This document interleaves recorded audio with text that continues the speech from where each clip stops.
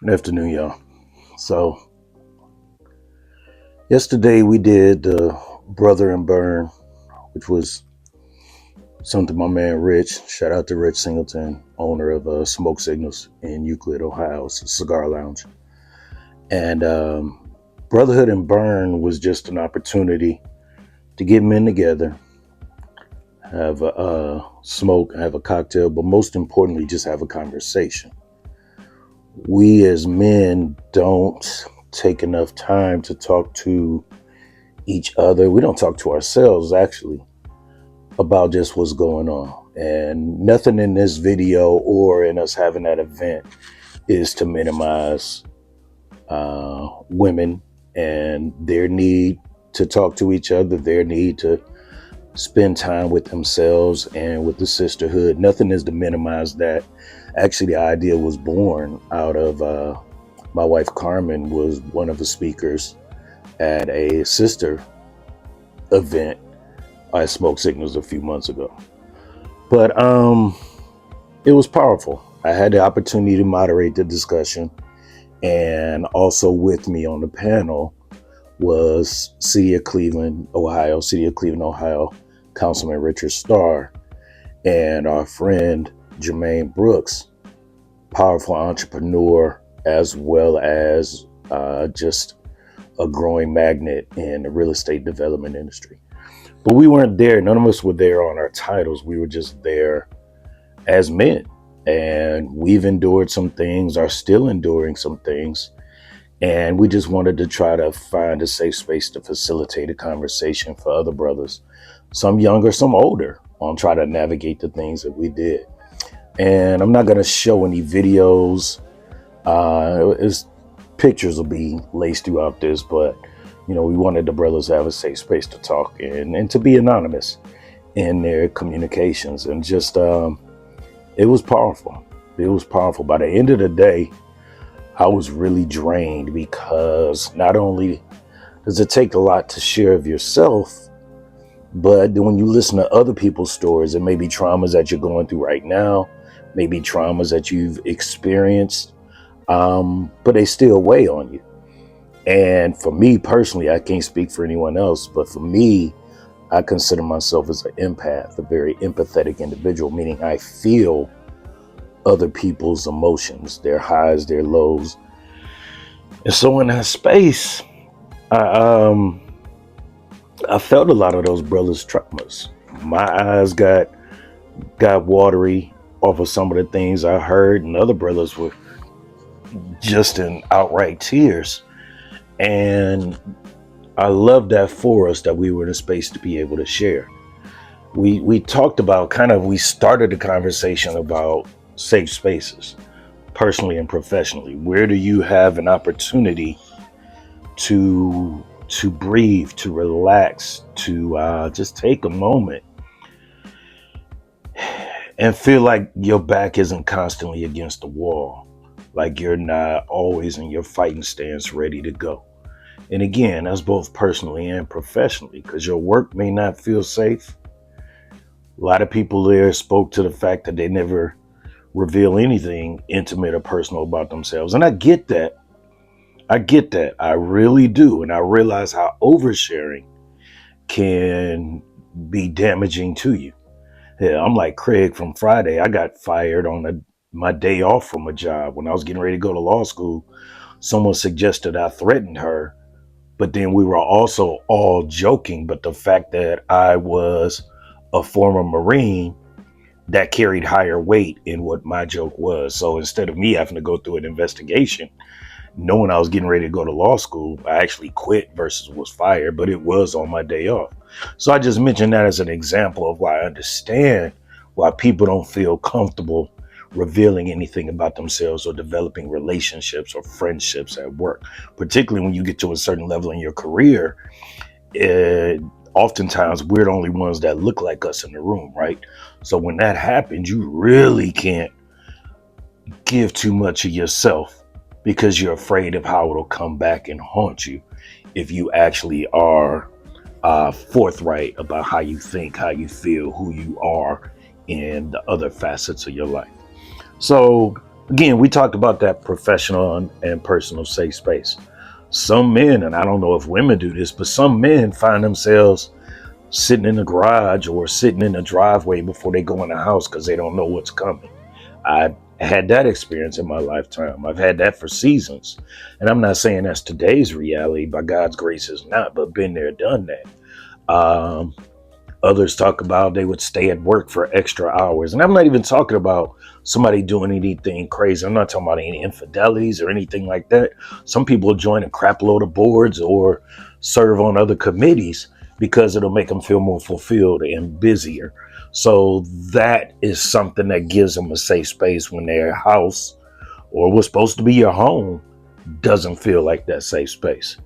So we got to talk about that. We got to talk about resentment.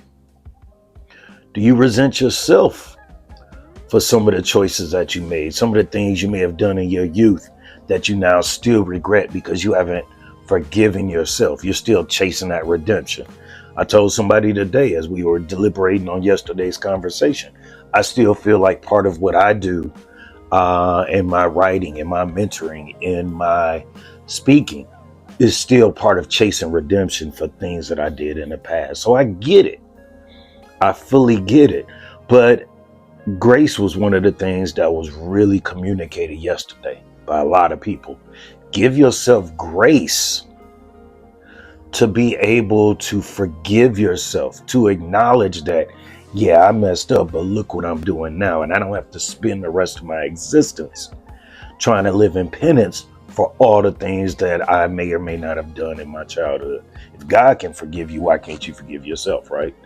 So we got to talk about that a lot. We had 6, 7 structured questions that we thought we might have, and we knew we wouldn't have gotten through all of them, but the reality, we only got through 2, and that was really about what a safe space is and what about resentment is. But it naturally detoured a lot into our relationships, our current ones, our past ones, our roles as fathers, how fathers hurt.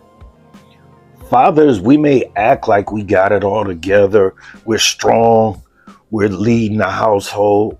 And yeah, all of that is true, but understand that it has a price. And again, I'm not taking away from the sisters because we know there's sisters, not just sisters, there's women, black, brown, Asian, Latino.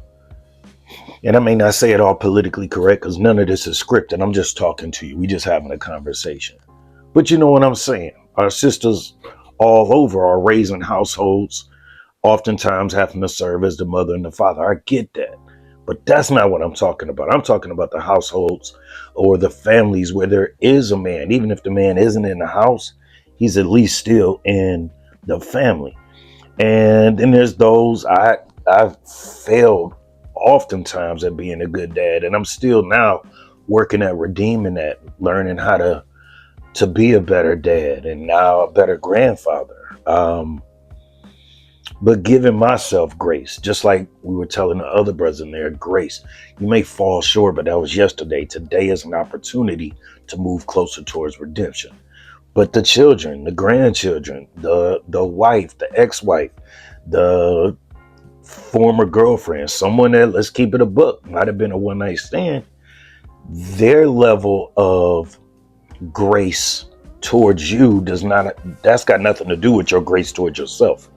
You got to give yourself grace, and then you also got to give them grace to understand that they got their own process that they got to work through before they fully embrace you, before they allow you to be a part of their life. I mean, truly in their life, in their spirit, in their heart, in their thoughts.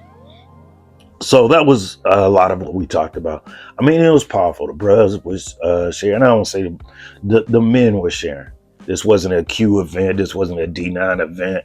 It just grew. It actually wasn't even just a black man event. We had brothers there that were not black. But in that space, we were all the brotherhood of men. And so it was powerful. It was powerful. I was drained. Like I said, I was drained, but I'm glad that we did it. A lot of people were saying, let's do it monthly. Me and Jermaine were talking about it, and we definitely like, now we don't have the capacity. And I think we were both in sync that neither of us were in the capacity within our spirits. Yeah, we're hella busy, but our spirits were drained because not only, as I said, you got to reveal your own traumas, but then you got to take on others. I got a couple of phone numbers from guys that I want to make sure I'm just checking in on them regularly because I saw my journey, I saw myself in them, and I want them to give themselves better grace, create safer spaces to be able to navigate it so that they don't spend all their time and their energy in the bar or chasing women or fights or just being angry, right? And that's what that was for. So if you get a chance to see this, if you're watching this, then make sure you find that same safe space for yourself. You may not be watching this in Cleveland, Ohio, or uh, you may not be a man, you may be a woman. Same things count, right? Men got their stuff, women, y'all have your things that you need to navigate, but it does all revolve around finding a safe space for yourself, safe space to be there for your family, and to be able to give yourself grace in those moments for things that have happened in the past, that are happening now. And that's it. That's it. Part of being a transformative speaker is sometimes you don't write it down. You just try to open yourself up to be a vessel to what God may have in store for you. And that's what I hope that this has been. So that's it. I'm going to start spending more time recording more just in my thoughts. Everything doesn't need to be scripted. It just needs to be authentic and be well intended to try to improve others' plight while working on my own. So that's it. If you like the content, please follow all platforms. Well, most of the platforms: Facebook, Instagram, LinkedIn, and YouTube. So I hope we get to continue this dialogue, and I hope that you get to find a space, whether it's here in Cleveland with us at Smoke Signals or at CCSL, Cleveland Cigar Social Lounge. We did one of these talks a few months ago as well. Wherever it is, I hope you get a chance to find that safe space for yourself as well. Till next time, it's Tony Scott. Looking forward to talking to you, and let's just keep growing together. Take care. Peace.